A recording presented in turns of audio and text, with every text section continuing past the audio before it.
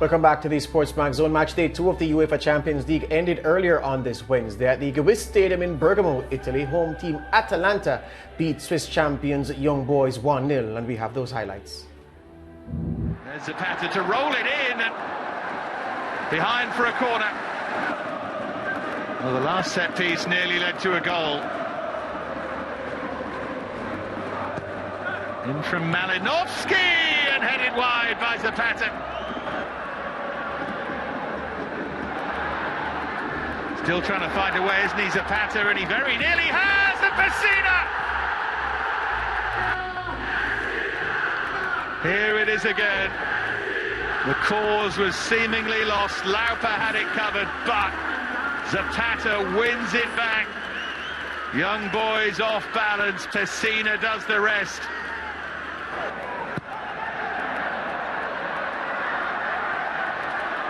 Pasalic. Muriel loves moments like this. It's Luis Muriel von Balmos with an excellent save.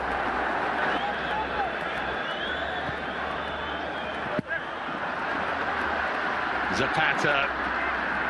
Now Pasalic back for Zapata. Toloi is going to stretch every sinew to get there, and he does! And Zapata mistimes the jump.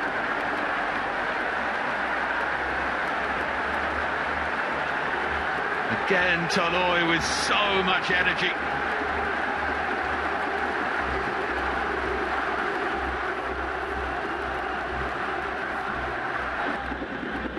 Surely got to get it in there now. Well, it falls kindly and rifled over. That's set up nicely. Fitting that the final challenge should be a crunching challenge from Rafael Toloi. He's led them superbly. They responded in the second half.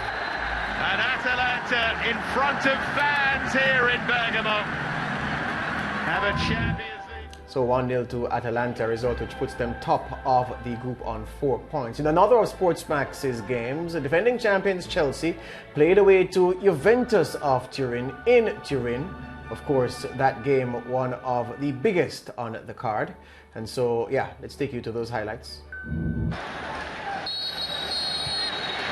It is Chelsea who get the game started. Marcus Alonso to take.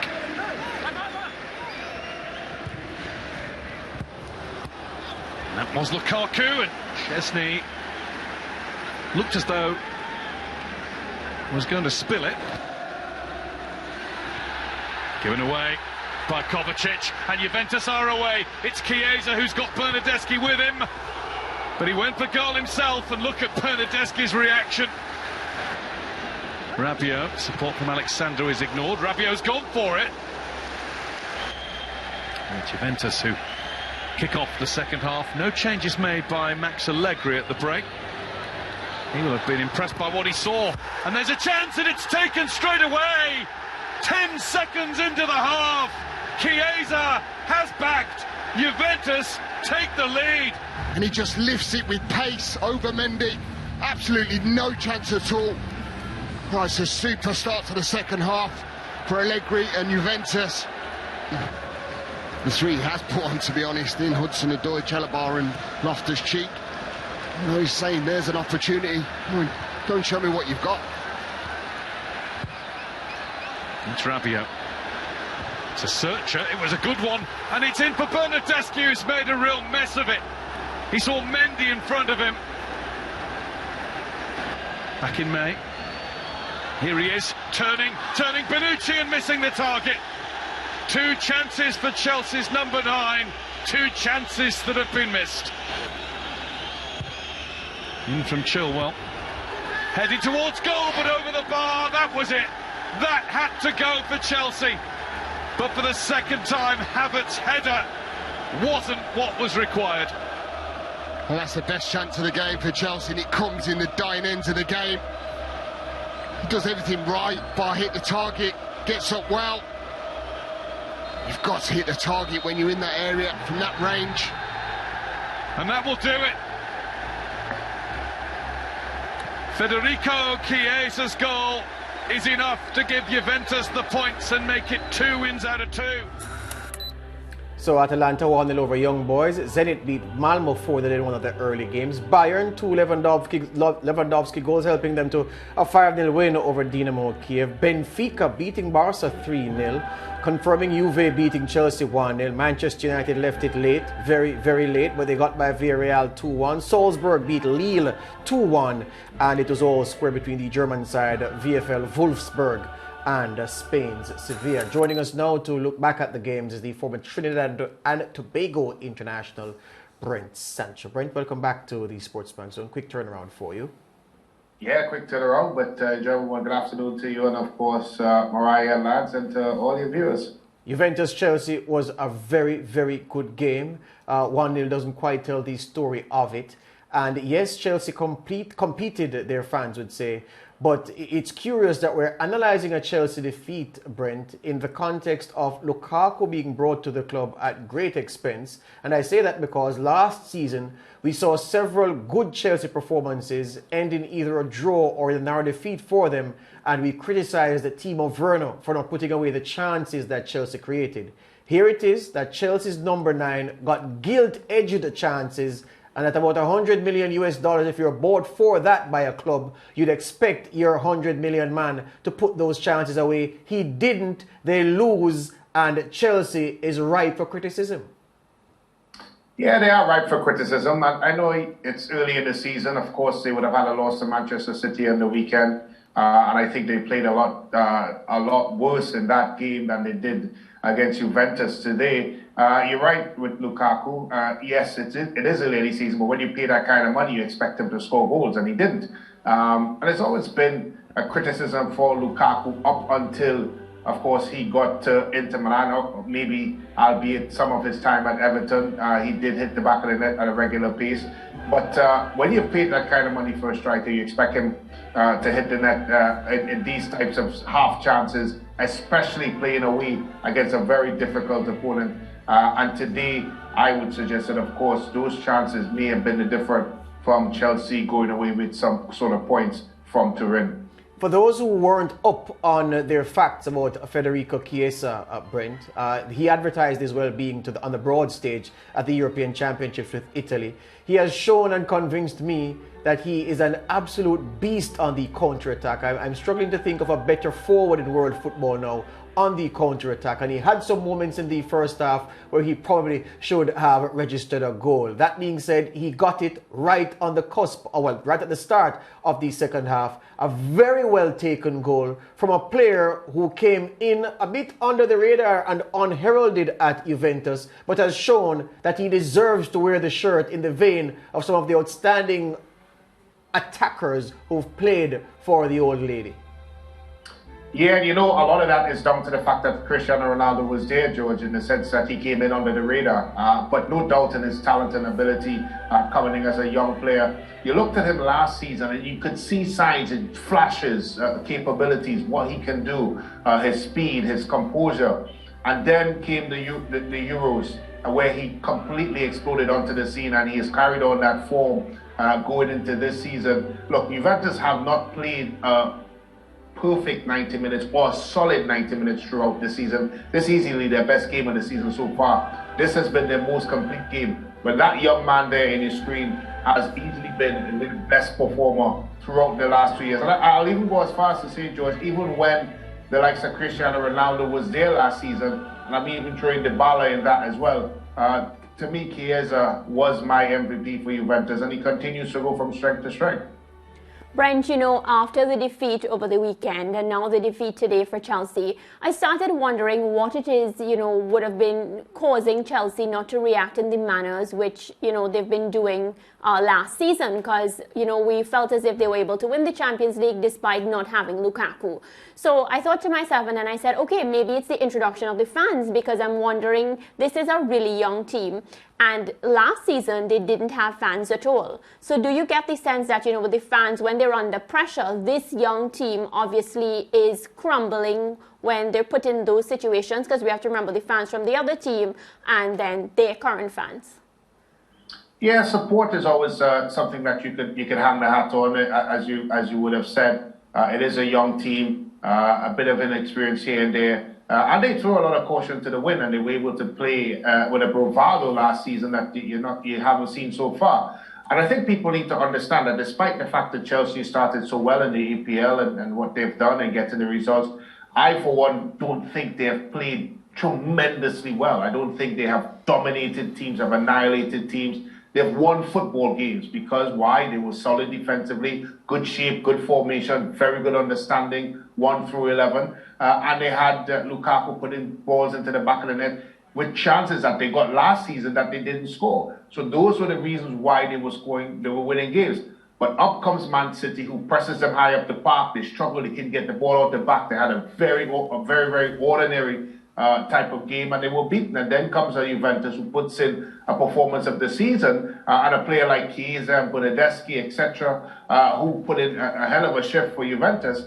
And now the question marks are coming in for Chelsea. And to me, the question marks was there before because, as I said, they didn't play great, but now they're not winning games. So it is now compounded their poor performances with poor results.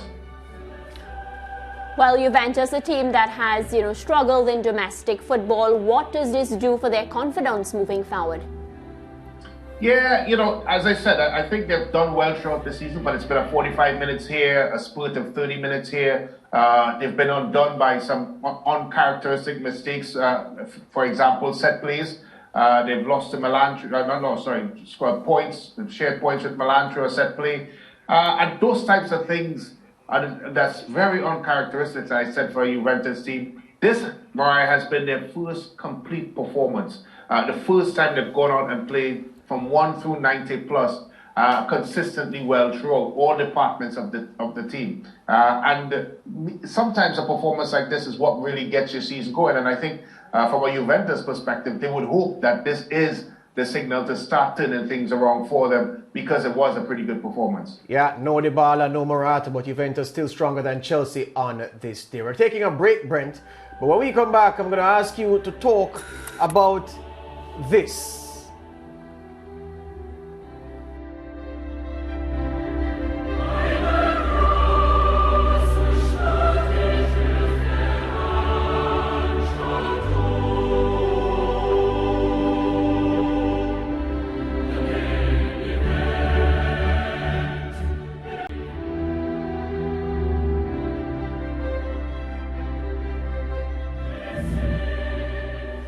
Ole Gunnar Solskjaer, look at him, the double fist pump, and then he gets a hug from one of his backroom staff any moment now.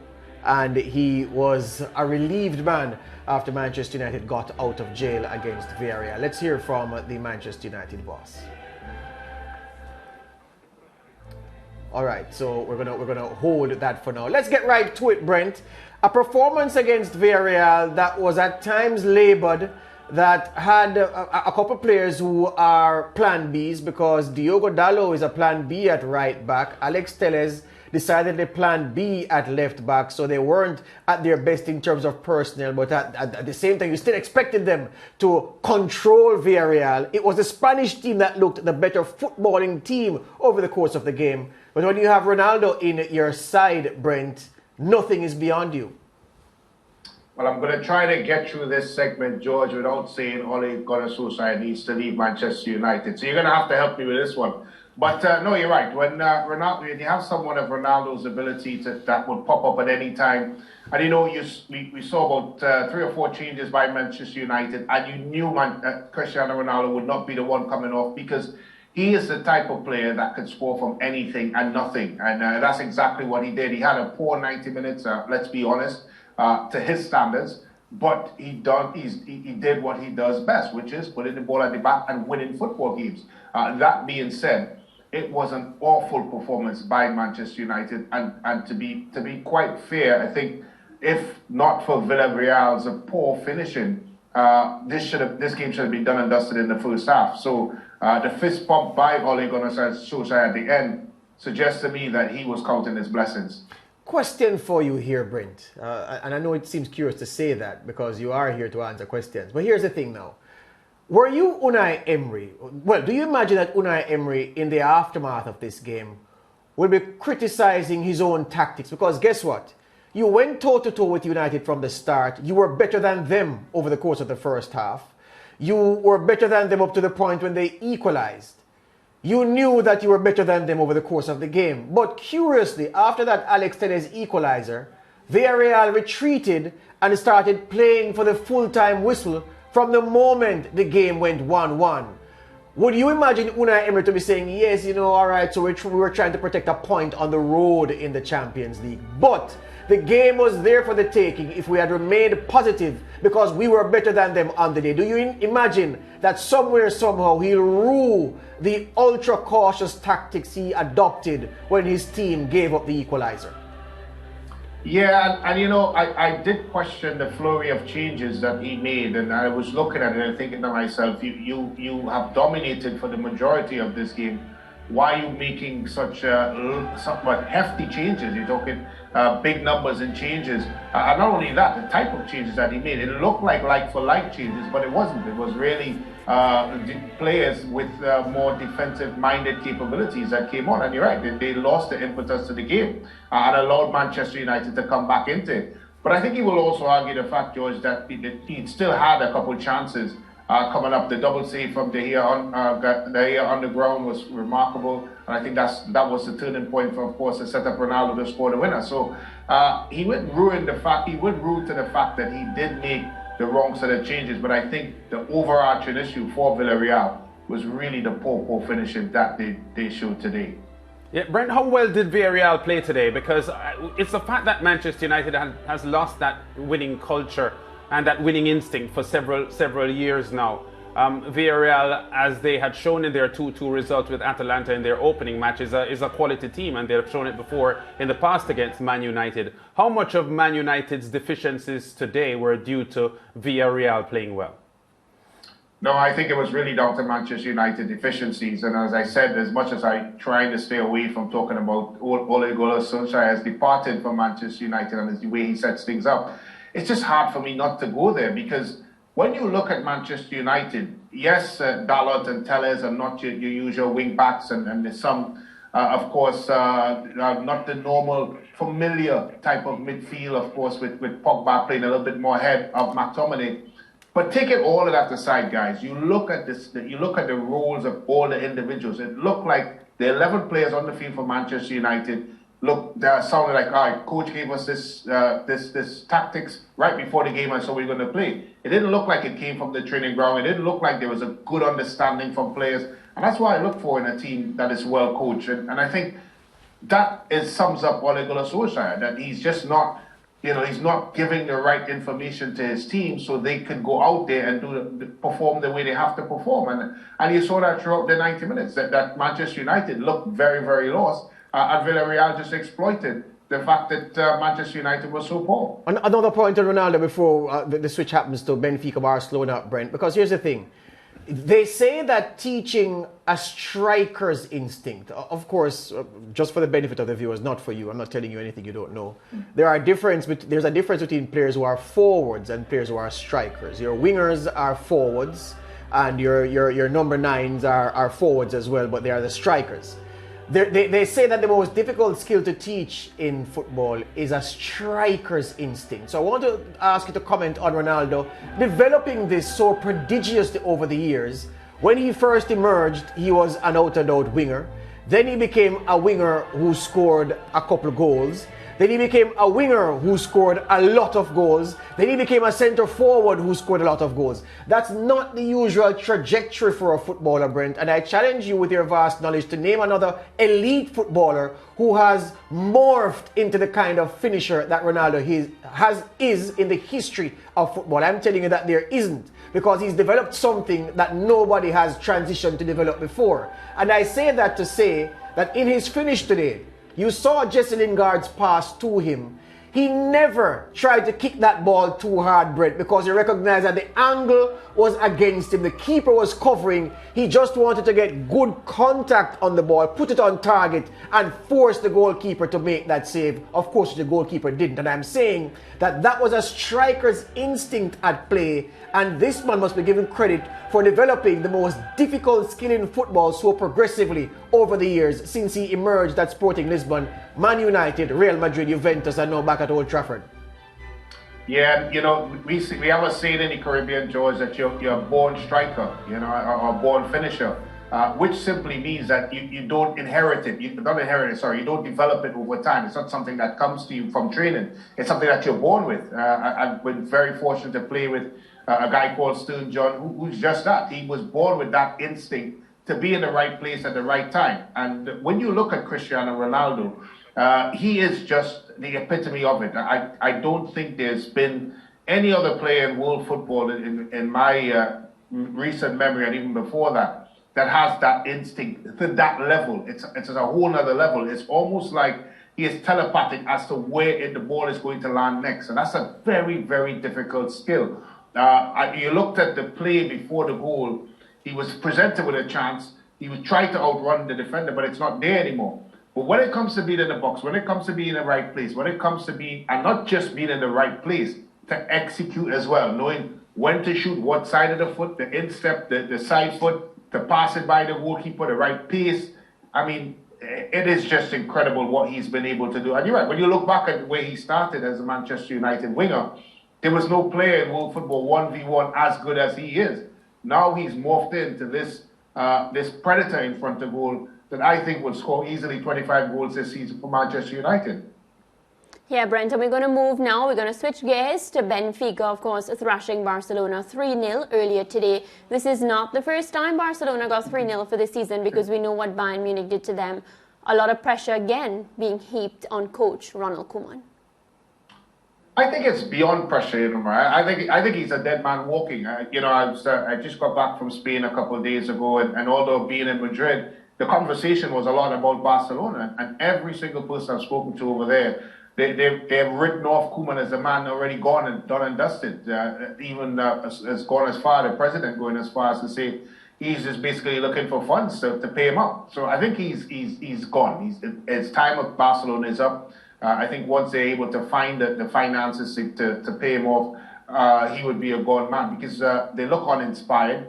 They look a team uninterested. They play when they feel like playing, and that's not the Barcelona we know, we've come to love. And a lot of it, again, is down to Ronald Koeman and his position that he's currently in. Yeah, and Brent, Barcelona failing to reach the knockout stage in the Champions League, the first time since the 2003-2004 season. If you had to say the only way for them to bounce back, what would have to happen? It would have to be a miracle, because as players, when you know your manager is out the door, you know he's not there anymore, there's a certain feeling in the locker room, and I don't think there's anything Ronald Koeman can do that could pick that feeling up. Now, of course, if a new manager comes in before their last slate of games, you may get, of course, some sort of injection and may see the Barcelona team cross the line. It's possible. But I just don't feel, Murray, that Barcelona are going to find the funds to get rid of Ronald Koeman before the end of the Champions League group stages. So I think this is going to continue more the same. And it's embarrassing, really, for a team of this stature to be having the sort of problems that they're having. And all of it points to the management, the poor money spending, and of course the poor selection of a coach. Yeah, I have a lot of sympathy for Ronald Koeman though, Brent, because of the situation that he has found himself in. It's not a healthy situation for any coach, and being a dead man walking and knowing and waiting on your money to be wired to your account before you get the call that you've been sacked can't be well for his own nerves. But I say to you, Brent, that the squad that he has at his disposal is a rather poor squad in terms of the attacking options and even some of the defensive options. If you noticed today, he played Sergio Roberto on the right of a front three. Now, Sergio Roberto, even in his best form, at his best spell in the club, never played anywhere higher than right back. So to see Sergio Roberto on the right of our front three shows you the paucity of attacking options and players in form that he has at his disposal. Remember that point to comment on it. And I'll raise you one, Brent, by saying that Barcelona are paying the price for Spanish football's short-sightedness. The young, promising midfielder, the teenager, the boy, Pedri, who impressed for them last season, was played in the European Championships, then sent to the Olympics, Brent, and given us a couple of weeks holiday before the start of this new season. You've played a boy into the ground, and in the midfield for Barcelona today, he looked a shadow of himself. So Barcelona have paid for the foolhardiness and the short-sightedness of the Spanish Football Federation, and the problem is now Ronald Koeman's to solve when it wasn't a problem that he created. Yeah, and that's what I talked about, the administrative decisions at Barcelona. Yes, we could talk about the big one, which of course is the debt that they're in. But they're little small ones, like what you just mentioned with Pedri. I remember during the Olympics, they were saying that this has to be crazy. The fact that he went on, of course, to play after a grueling European Championships into the Olympics. And he was still on the pitch. And not only that, George, I think he played every single minute in the Olympics. So, so the mere fact that they were expecting their kingpin, their main man, knowing that Lionel Messi had left, to come in and of course, to hit the ground running is crazy. And it's those types of decisions that have let Barcelona down big time. And I think it's going to continue to let them down because I just can't see how they're going to turn things around. And you mentioned about the personnel that Barcelona has, but I just feel that that's still a better bunch than what Benfica has. And at the end of the day, for me, a Barcelona team wearing that shirt is much more, and the talent that they had, I still think, as I said, better than Benfica, should be getting a result. But as I said, the decisions off the pitch has Barcelona in the position that they're currently in. Well, my friend, you know that confidence goes a long way. Benfica are unbeaten in the Portuguese league this year. Their tails are up, and they knew they were meeting a soft Barcelona, so they were inspired. So that accounts for the quality of the performance. Just before we go, Bayern Munich in action today. They stuffed Dynamo Kiev 5-0. We're talking about master goal scorers. Another one was on show today, Robert Lewandowski, the Pole, who helped himself to 2 of the 5 goals. He is a man who scored for 19 consecutive games for Bayern Munich in all competitions before he drew a blank in their most recent win in the Bundesliga. At 33 years old, how can this man, Brent Sancho, be playing in the best vein of form, extended vein of form in his career at 33? Convention says at 33 you should be downhill in your career. He's still on the up. Yeah, he's certainly still on the up, and he joins a 30-plus group that has Zlatan, has had Ronaldo, that has Messi. Has to be something in those genes, but certainly has to do with the sports science.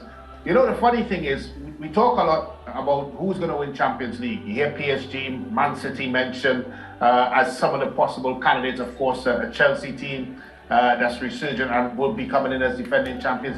But there hasn't been a lot of conversation about Bayern Munich, and they have gone about their business very efficiently. And I just wonder, George, if this is the year for Bayern Munich to go all the way, because before they were favourites, there was a lot of eyes on them.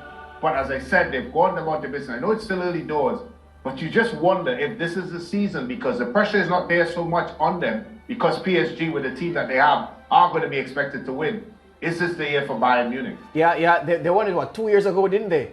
In the first pandemic Champions League, they did get there with that Kingsley Coman goal against PSG in the final. But just before we go, Brent, one man who got on the score sheet for Bayern today, Leroy Sané.